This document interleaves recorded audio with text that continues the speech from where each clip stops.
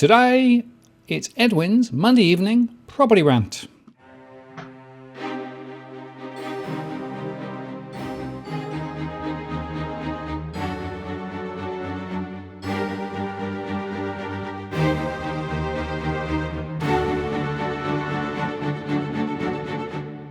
Hello again, it's Martin North from Digital Finance Analytics. Welcome to this post covering finance and property news with a distinctively Australian flavour. Just before we start, a quick reminder that tomorrow evening at 8 p.m. Sydney time, I'll be running my next live stream event, and we'll be going through the latest mortgage stress and property price scenario data. And there have been some big moves, so it's worth checking in and seeing how things are moving. I'll also have my postcode engine online if you want details at a postcode level. So mark your diaries and come join us 8 p.m. tomorrow in Sydney. And as it's Monday, Edwin's with me. Hi Edwin, how are you going? I'm surprised you recognise me, Martin. I'm in disguise, like when Superman puts on his glasses and goes out as Clark Kent. I was trying to do the same. I think you're amazing. You're amazing. You need a phone box. Well, I'm getting one in a few months' time. I'm getting one, and I'll jump in and out of there and have a cape on. But for now, I thought I'd come out like Clark Kent. But you baffle me, Martin. Your intelligence and your superpowers are just beyond my abilities. I saw straight through it. That's 20 years plus of analytics coming through. Exactly, but let's see if we can fool our viewers. Not that they can be fooled. they're out there. I think they're pretty smart cookies, actually, judging by some of the comments that we're getting. Definitely, it's and I'll tell you what, some are very, very witty. They make me laugh when I read through the comments. It's a lot of them make my day, and I try to share as many as I can on Twitter. But it's they're an amazing bunch, and I think and that's what helps us to keep the bastards honest, the mainstream media honest, and all these what would you call it? These property data houses that are just propagating BS or shouldn't really say BS. It's really delayed data or manipulated data, and trying to control the narrative. But I think our viewers, as you said, are very smart, and they certainly are on the ball.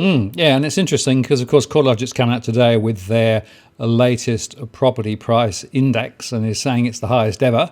So everything is booming. Also, the ABS came out with their new loan approvals for the last month, and they were a lot higher, both investor and owner occupier.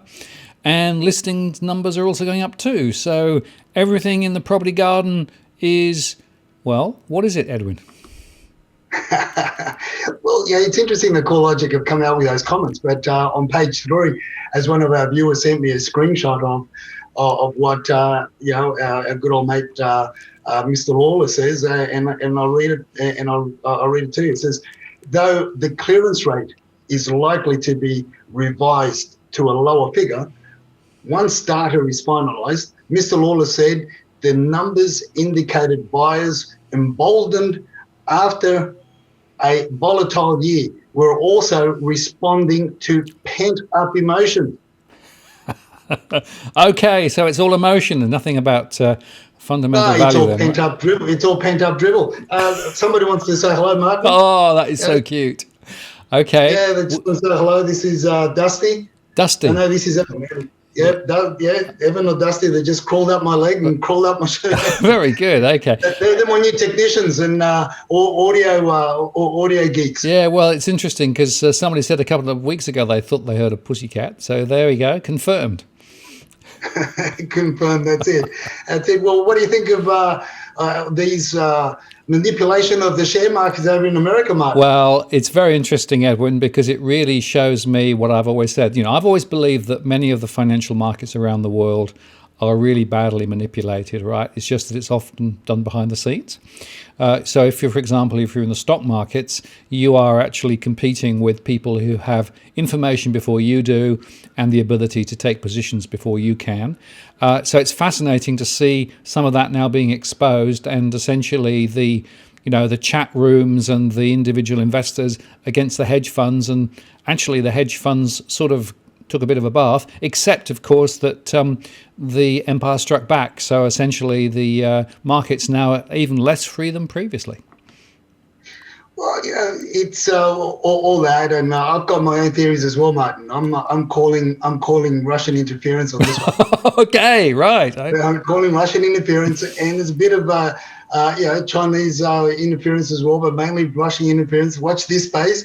I think it's got a lot more to do with Russian interference than all these young traders ganging up on the elites of the stock market. Dusty wants to say hello again. They always say never work with kids and animals, don't they? But what silver, Martin? I don't know whether you went out and called your mate Mr. Adams and bought a truckload of silver. I didn't get a chance there. It shot up too quickly for me. Yeah, well, I think silver is another example where effectively the market is it's a highly manipulated market, and I suspect we've got a number of individual buyers now trying to effectively do the same as they did with GameSpot, right, in terms of trying to move the market. Be interesting to see how far they get, because both the silver and the gold markets are highly manipulated. There are a relatively small number of very large players who try to control the price quite religiously. And so it'll be interesting to see whether it breaks this time or whether it doesn't break. So watch this space. And look, I think we're going to see a lot more of this. I think we're going to start to see regulators getting worried about the stability of the financial markets, right? But my point is, Edwin, there's nothing new here. This has been going on for a long, long, long time. It's just now it's a little bit more transparent than previously. Well, the only thing that scares me with all this, Martin, and I am really scared, is the fact that maybe our governments and our building and construction lobbyists are going to pick this up, and maybe they're going to put a squeeze on high-rise developments as well. You never know. You never know. They might get a hold of these Reddit gangsters and start putting up, pushing the price of high-rise developments, apartments in high-rise developments up. I mean, that's just, again, another theory. Well, it could happen. Yeah, it's an interesting theory, Edwin, except, of course, there's another 250,000 of the suckers being built now, right? There's a massive supply issue now. And interestingly, I've had a number of people talk with me over the last 2 or 3 weeks in my one-on-one sessions about the flammable cladding issue in the high-rise sector, right? And essentially, they're suddenly being asked through their management companies for these things to pony up a whole lot of extra money to address the flammable cladding issue, several $1,000s a year.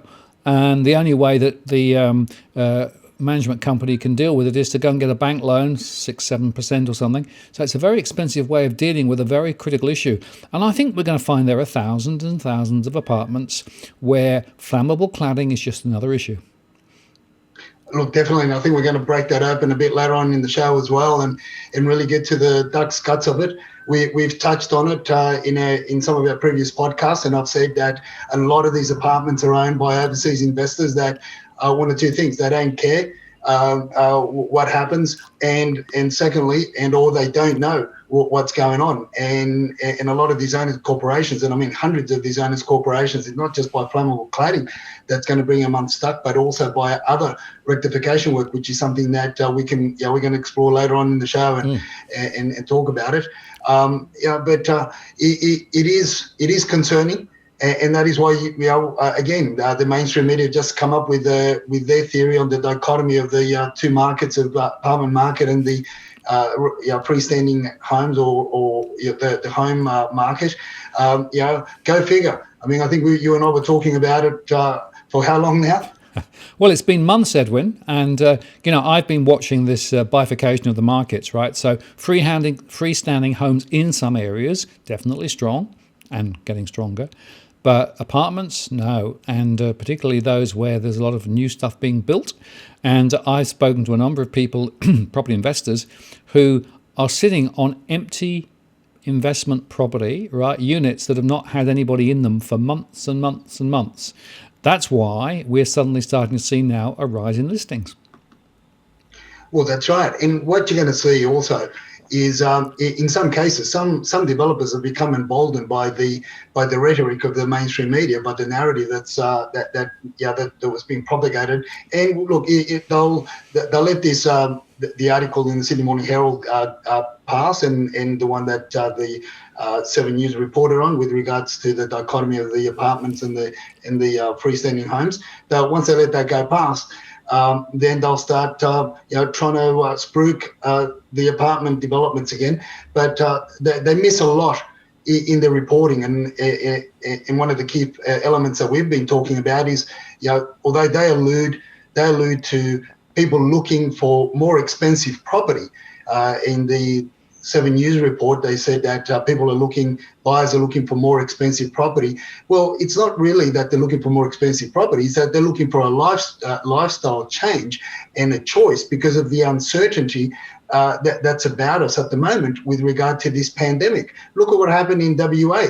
One reported case, albeit of a very contagious strain, and now Perth is on a 5-day lockdown. So people are trying to get away from it, and they'll pay over the odds, and they'll pay extra for these for the freestanding homes.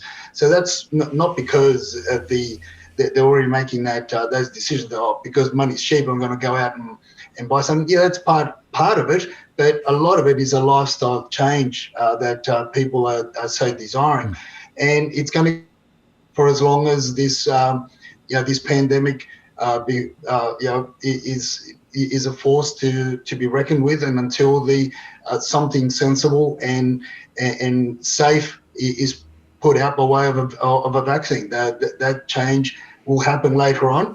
And watch the people pick up apartments for 30, 40, 50% cheaper than what they're being presently sold.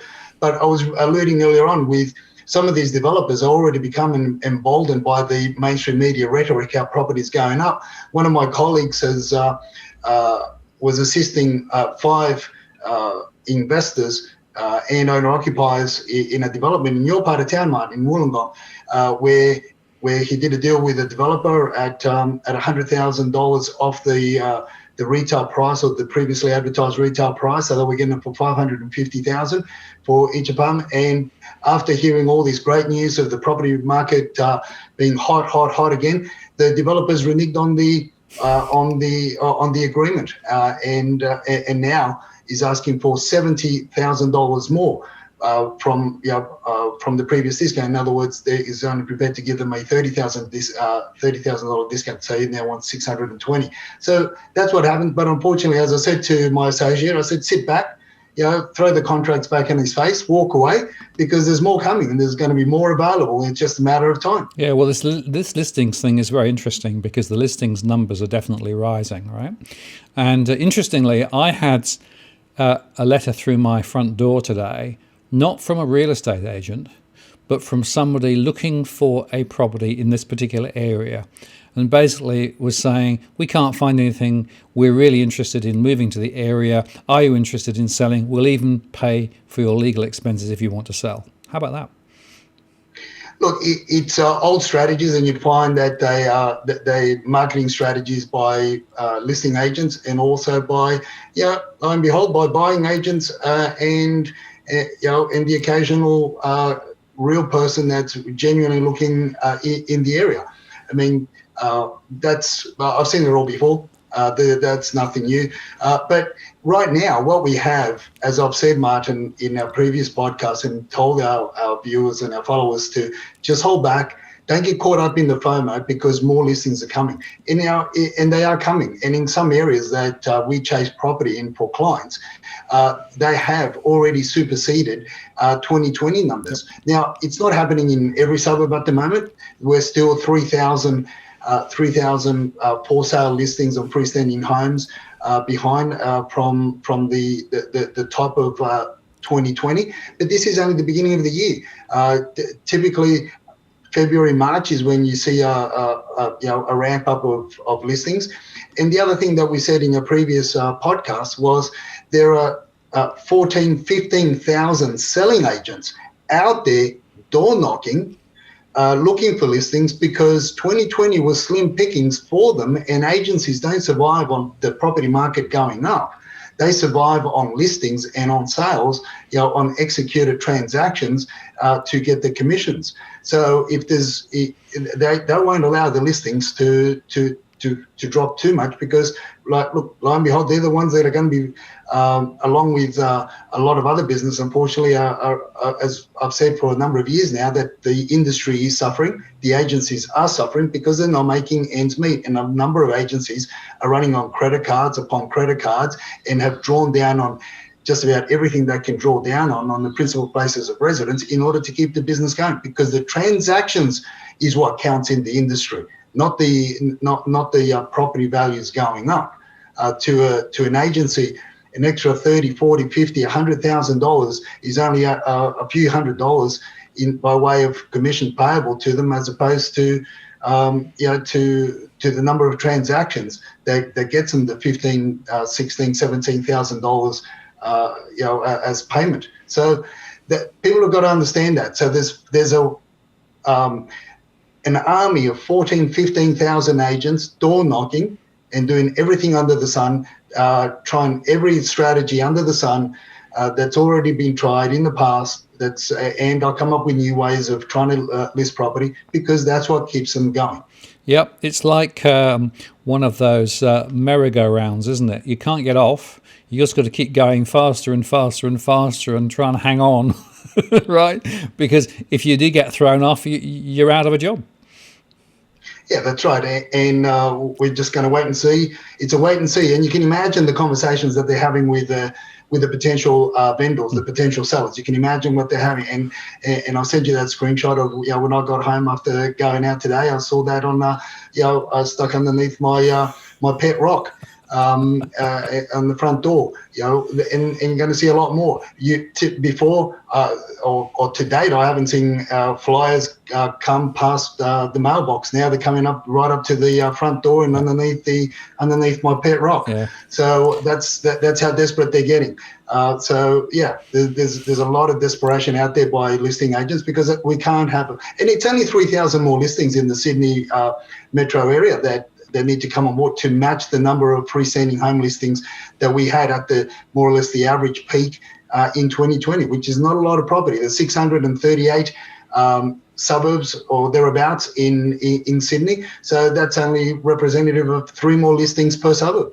Yeah, that's right. And people need to understand there's a difference between price movements and volume. And volume is still very low. And in fact, that exacerbates price movements, right? So you can't necessarily extrapolate too much from where prices actually are. And then, of course, there's the delay, as we've discussed before. The other interesting thing that's come up several times in conversations with my one-on-ones is this issue we've raised before about pest inspections and, getting your own. And it's still a minority sport. A lot of people are still taking on trust the reports provided by the agents. Martin, this week, I've had the privilege of having a few of my clients actually come with me to some of the. I try to do as many inspections of properties outside of the open homes that the agents list, and I'm able to take them through. And we've had easy access to areas in the basements of homes, and I'm able to take them through step by step and look and see what I see, and we compare what the vendor's report or the agent's building and pest report are showing, and it's 180 degrees apart, chalk and cheese. And in one particular case, with one of our followers, called me and said he needed a hand, and he was going to go to an auction on last Saturday. And he wanted a bit of advice with regards to a home that him and his partner were very keen on and were about to bid on. And we went through he sent me the building and pest report. I had a look at it, met him at the property. We inspected the property. And one particular paragraph there or sentence said that the inspector wasn't able to gain access into the ceiling space, into the void. And there was a photograph of a suitcase on top of a wardrobe, a portable wardrobe that was underneath the manhole, and because of that, he couldn't he couldn't gain access. Well, I got my portable ladder out. I went up there and poked my head through the manhole, and lo and behold, that roof and the roof trusses were so rotten and so damp and moist because the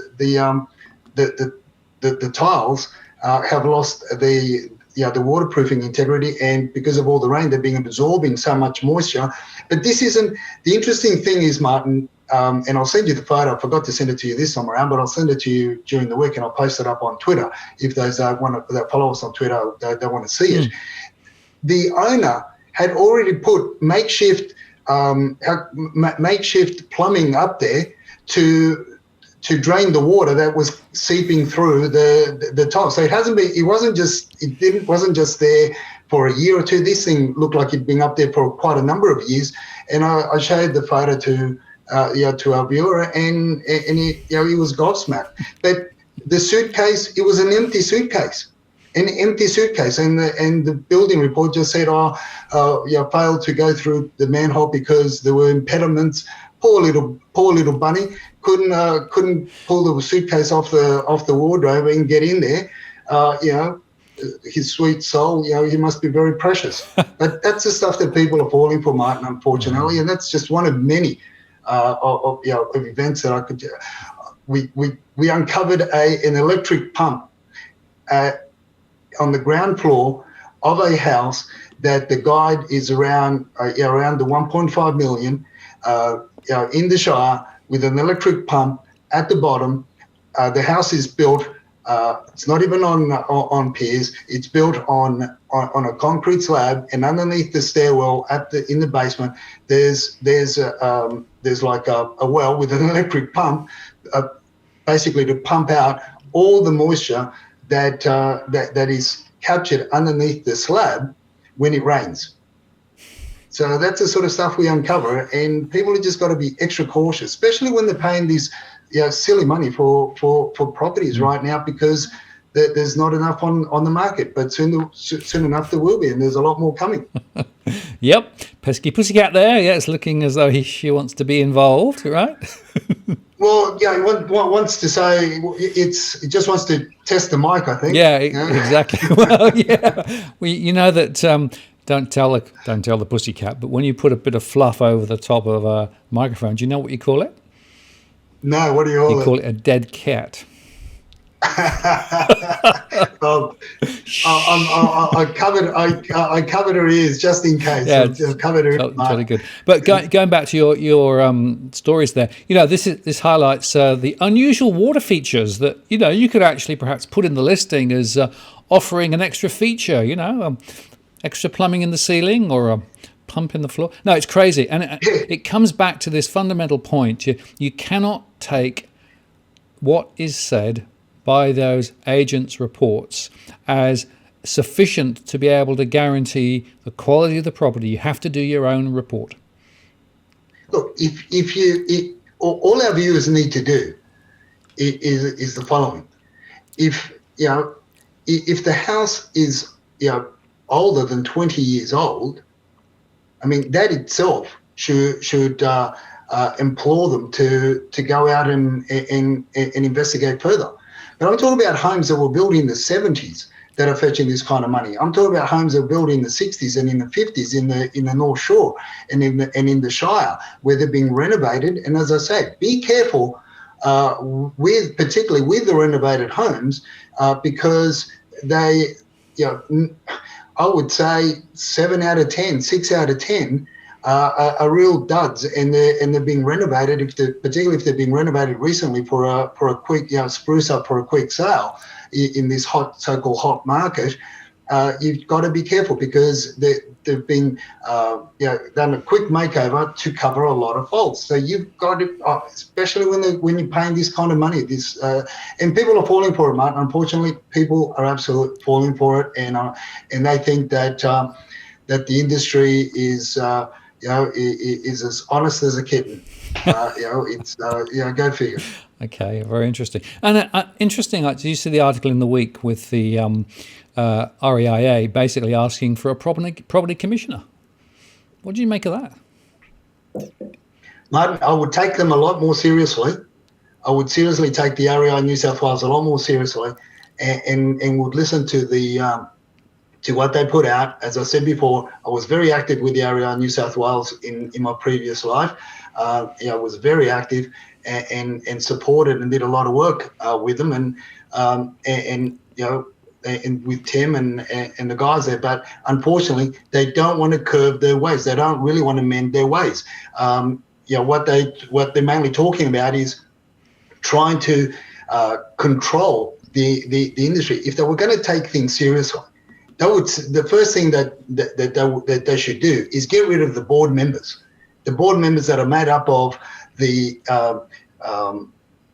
CEOs of the major real estate franchises in New South Wales. That's the first thing. Secondly, they should take a more serious approach to underquoting. And third, they should really get on the blower and start promoting more ethical ways to deal with the vendor-paid advertising. If they did those three things, and obviously all that with regards to underquoting, then you start to also solve the issues with price fixing, price gouging, misleading and deceptive conduct, two-tier marketing, and the like. So the list goes on and on. But they're not serious.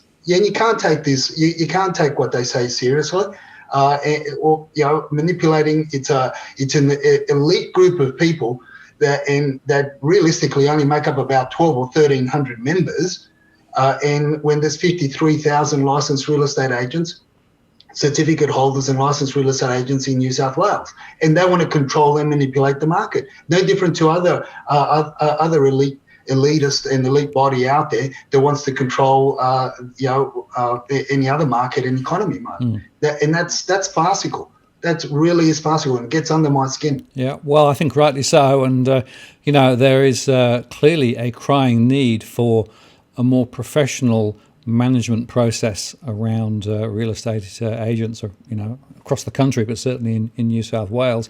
And unfortunately, the peak body who should be doing the heavy lifting is one of the main parts of the problem. So it's not good. Well, no, and they're only a peak body by default.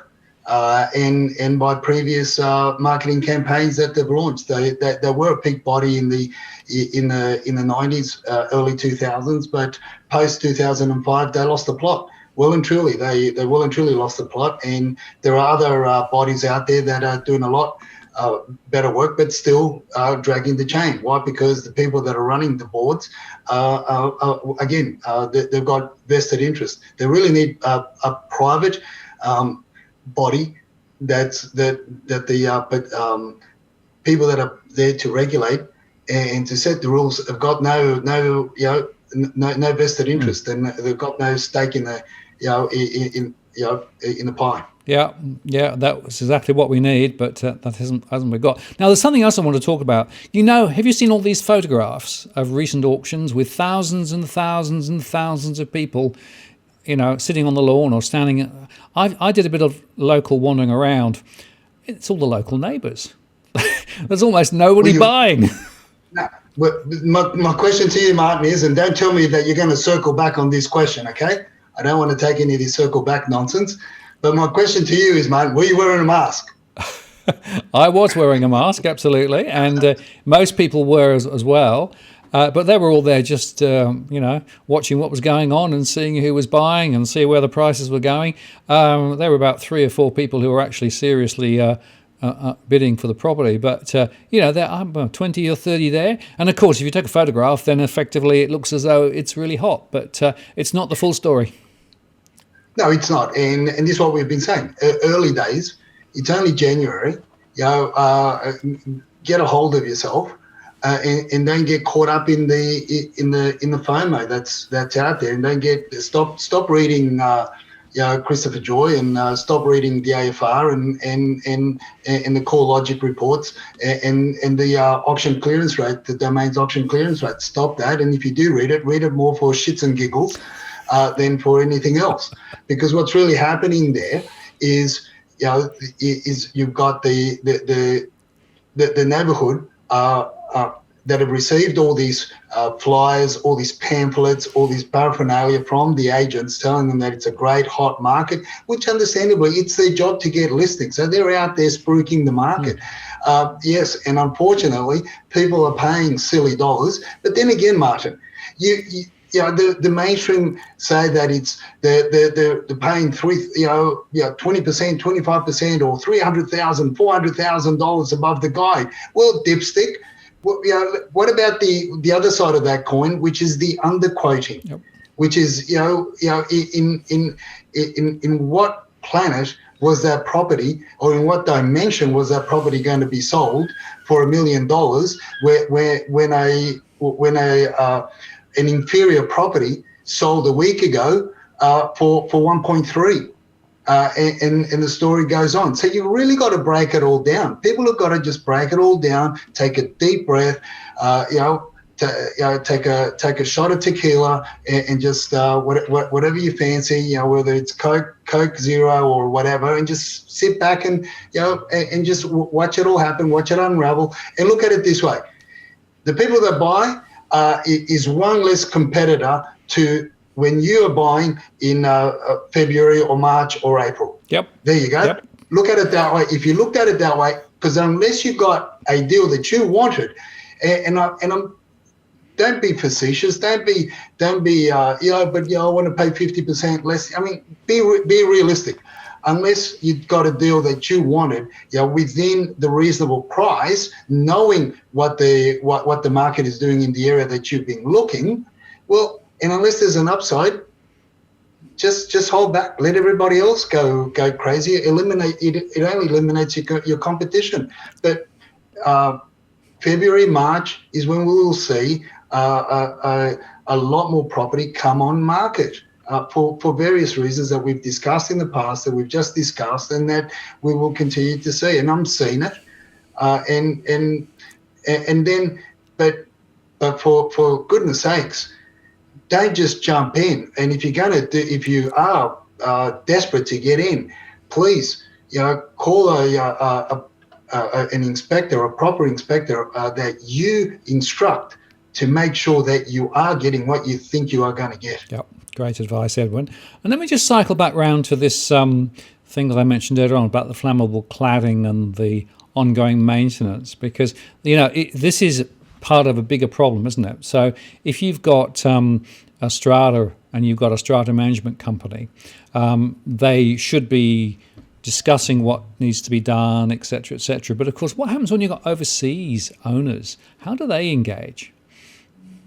Well, I think it was 8 years ago or something, or 7 or 8 years ago, I did a video with a reporter that's now working with the Sydney Morning Herald, Jennifer Duke.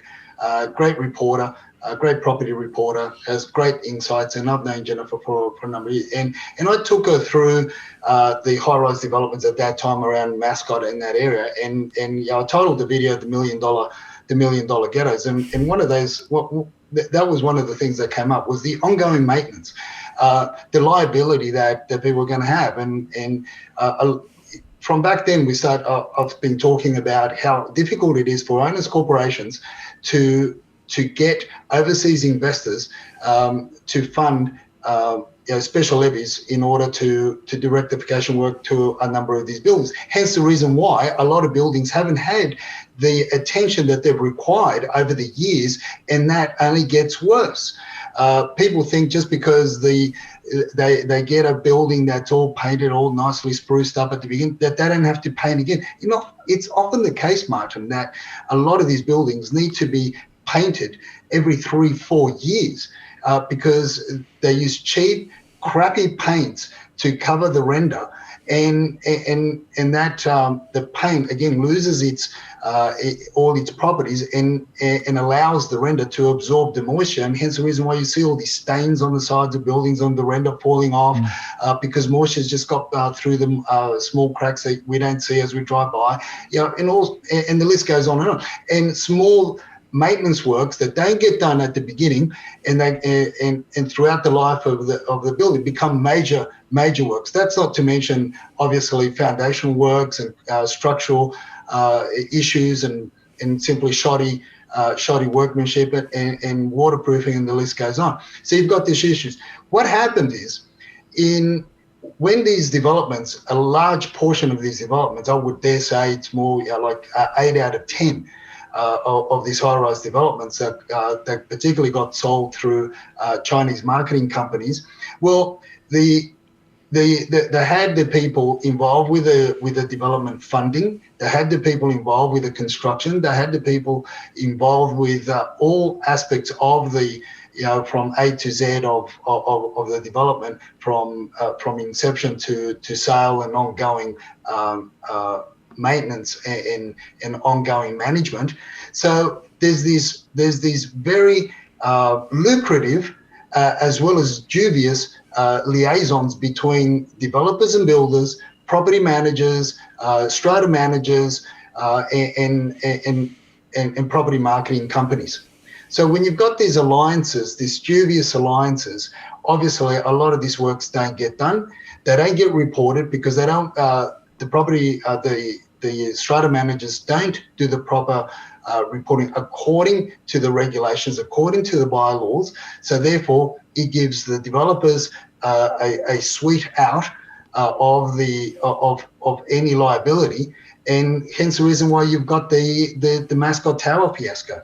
Because, as I've said along with the Mascot Tower, I said, stop trying to chase the developer, stop trying to chase the builder, because they've already shifted the money elsewhere. They've already sunk the companies that built it, and they've already protected themselves. The people that they should have been chasing and should be chasing are the strata managers that are probably still active, the original strata managers that did the shoddy dealings with the developer and the builder within the first 2 years of the development going up and being sold off.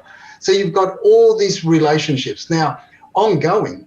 Now you've got the added layer of issues that now we're going to see what happens and are yet to be addressed, which is your investors that don't give two hoots, that can't be tracked over in China, can't get, you can't send them notices. Even if the insolvency moratorium was lifted, you wouldn't be able to find them anyway to issue them with the notices. So you've got these owners corporations with, I dare say, Martin, with 20, at best case scenario, 25 to 30% local ownership in those complexes, and the balance are overseas investors and owners that you've got two chances of sorting out the special levies and sinking funds in order to get these things rectified. One's called Buckley's and the other one's called none. And that's what you have. And that's going to become more and more apparent, let alone all these. So it's not just flammable cladding, it's everything else along with it. And even ongoing maintenance, ongoing gardening, ongoing simple maintenance and cleaning of the common areas, they all add up, and they're getting more and more costly. So if you're going to be buying in a development, in a high-rise development, one of the many things that we recommend to our potential clients or buyers in developments and high-rise in apartment blocks is to really scrutinise the strata reports and also find out how many are owner occupiers, how many if you can find out. Obviously it's very difficult to find out how many are overseas investors and local investors, because there's all sorts of shenanigans with those titles as well. But at this point in time, I just say steer away from those from a lot of them. Yeah, well, the point is, Edwin, that whatever the strata fee currently is, you've got to assume it's going to go up. You've got to assume that you will have very little control as to how much it goes up. And the factors such as overseas people not engaging, extra work that needs to be done, flammable cladding, those are unknowable things. Now, if you are going to buy into high-rise at the moment, you should be discounting the price by a considerable amount to take account of those unknowns. And if you are in the middle of a property that you've owned and, whether it's for investment purposes or to live in, you've got a real big dilemma on your hand. And there's only a limited number of things that you can do as an individual owner. It's a really, really difficult situation. And I think personally, this is one reason why so few people are interested in buying into high-rise at the moment. That's right. And look, here's a tip. I'm not a lawyer, and this isn't legal advice. This is just a friendly tip. If you do own an apartment in a medium density or high rise, and it was a sale that something that you bought 2-3 years ago, go back to the marketing campaign that of the marketing company that sold you that apartment, the agency that sold you that apartment, and look at the marketing campaign. Go through the literature. Get yourself a good property lawyer and get them to go through the literature and get them to go through the wording of the copy of the advertising. Are they making? Is the agent or agency marketing company, are they making financial statements and comments with regards to your typical, it's a great investment, a once in a life opportunity, all this sort of, all this rhetoric that they put in the copy. And I say, there's a strong case. And look, I've been there, done that.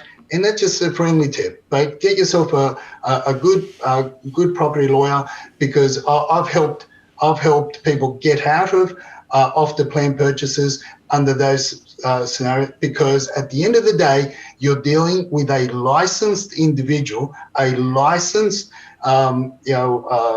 marketing company, real estate, or I hope that you are, and I hope that you didn't buy it through your financial planner or your accountant that moonlights as a real estate agent. But most of the cases, you would have. There's got to be a real estate license somewhere there, and that's why you need a good property lawyer. But that is the out of off the plan purchases that I've assisted a number of of my clients out of the contract, and because you put the fear back onto the marketing company, the agency that basically told you a whole bunch of baloney, and quite frankly, we're not licensed to make, unless they've got an AFSL. They're in the world of caca, and you can hold them accountable for your loss. Yeah, absolutely, Edwin. That's another piece of very good advice. And I'll just add to that, you know how they quote gross yields? So that's the price that you pay and the rent that you're meant to receive if you're looking at it from an investment perspective. Just remind everybody, that is assuming a 100% let of the property, right? At the assumed rental, right? So if in fact it's vacant for a month or two, that means the gross yield drops. And very often, of course, in the current environment, I was looking at some stuff today, average vacancy 5%, 6%, 7%, right? So the chances are there will be vacancies for some properties. So those gross yields are probably significantly overstated, and nobody ever looks at the net yields, which is the real number, which includes the real costs, all the costs, the strata costs and the mortgage costs. That's the one to be looking at when you actually start making an assessment of whether it's a sensible transaction or not. Yeah. And in the first year, Martin, the developer is still, in a lot of cases, the developers and albeit developer and builder, still have a stake in the development, in the construction. So they typically, what they do is they force the strata management company to keep the levies down, the costs down. One, because they still own quite a large portion of units in the blocks, and two, because it's in their best interest in order to marry up with all the marketing BS that they gave out to the buyers. But it's what happens in the second year. One particular an old client of mine was conned into buying a one-bedroom apartment in a development in Brisbane, and the development had 3 swimming pools in the complex, and had commercial space and retail space in the first 2 levels, 3 swimming pools. It was an amazing development, great development. And I said, and she's telling me how wonderful it is, and how her friend got one as well, and all this and all that. And I looked at her, and I said, great. What are the proposed strata levies?